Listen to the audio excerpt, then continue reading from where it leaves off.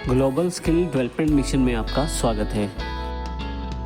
पिछले सेशन में हमने जानकारी ली थी बिटवीन और इन के बारे में। इस सेशन में हम बात करने वाले हैं लाइक ऑपरेटर के बारे में, जो बहुत ही इम्पोर्टेंट ऑपरेटर है और जिससे हम अपनी क्वेरीज को पैटर्न सर्च के आधार पे एक्सेस कर सकते हैं। सबसे पहले लाइक की जानकारी लेते हैं। लाइक का प्रयोग हम अपनी इन्फॉर्मेशन को सर्च करने के लिए करते हैं, लेकिन इसमें हम वाइल्ड कार्ड के बेस पे सर्च करते हैं। जब भी आपको एग्जैक्ट अक्षर नहीं पता किसी चीज़ के और आप कुछ पैटर्न बेस सर्च करना चाहते हैं, जैसे कुछ अक्षर पता है कुछ नहीं पता है, तो जो पता है उसके आधार पे आप सर्च करना चाहते हैं, तो ऐसे केस में आप लाइक का प्रयोग कर सकते हैं। इससे पहले कि मैं लाइक की जानकारी दूं, लाइक को प्रयोग करने के लिए आपको दो इम्पोर्टेंट कैरेक्टर्स का प्रयोग करना पड़ता है बार बार।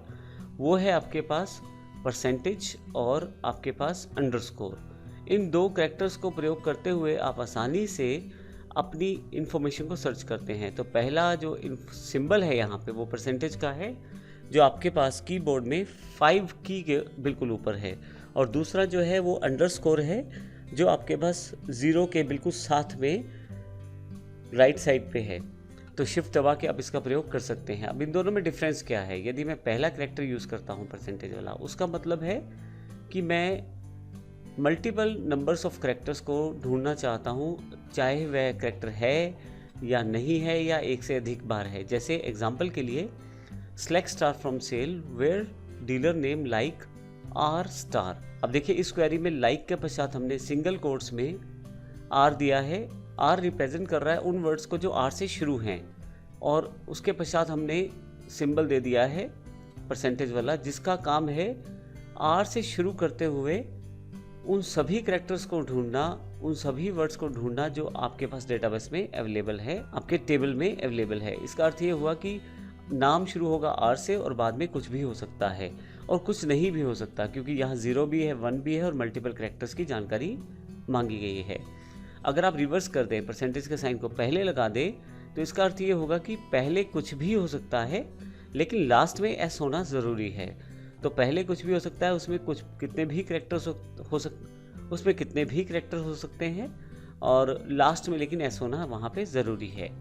इसी तरह से तीसरी जो क्वेरी है उसमें ये बताया गया है कि पहले और बाद में कुछ भी हो सकता है, क्योंकि 2 बार यहाँ पे इसका प्रयोग किया गया है, लेकिन बीच में डबल ई का प्रयोग किया गया है। अब डबल ई का अर्थ ये है कि यहाँ पे बीच में डबल ई आना चाहिए, पहले कुछ भी हो बाद में कुछ भी हो।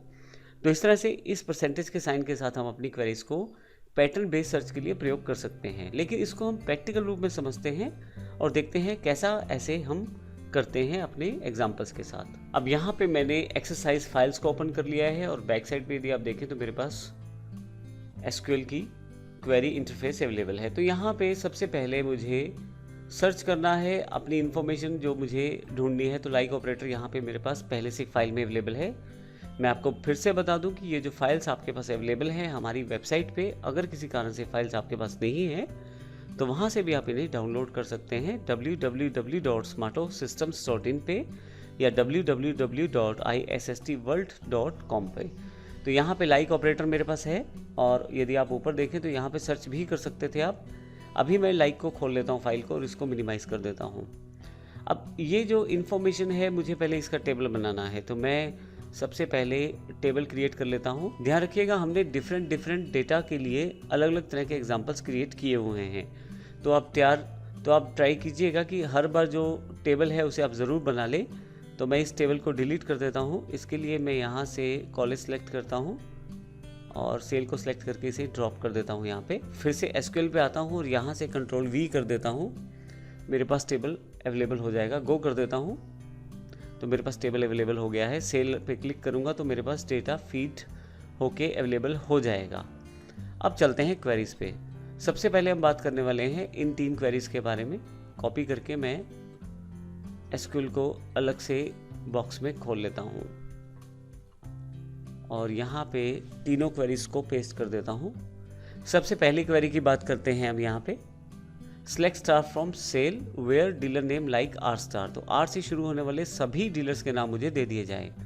दूसरी क्वेरी में लास्ट में एस होना चाहिए, पहले कोई भी डीलर का नाम हो मुझे उसकी इन्फॉर्मेशन दे दी जाए। तीसरे केस में जहां मेरे पास डीलर के नाम के बीच में डबल ई आ रहा है वो सभी नाम दे दिए जाएं, पहले या बाद में कुछ भी हो सकता है, कुछ भी कैरेक्टर्स हो सकते हैं। मैं गो करता हूं यहाँ पे, तो आप देखेंगे सबसे पहली क्वेरी आर से शुरू करते हुए डीलर का जो नाम है आर से ही शुरू है, रामसंस, रविसंस, रीनासंस, रीमासंस, केवल आर वाले डीलर्स की इंफॉर्मेशन दी गई है।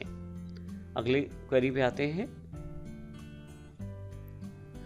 इसमें हमने परसेंटेज एस यानी कि एस लास्ट में यूज किया है, तो राम सन्स इसमें एस लास्ट में है, Shyam sons, Ravi sons, Rina sons, Rima sons.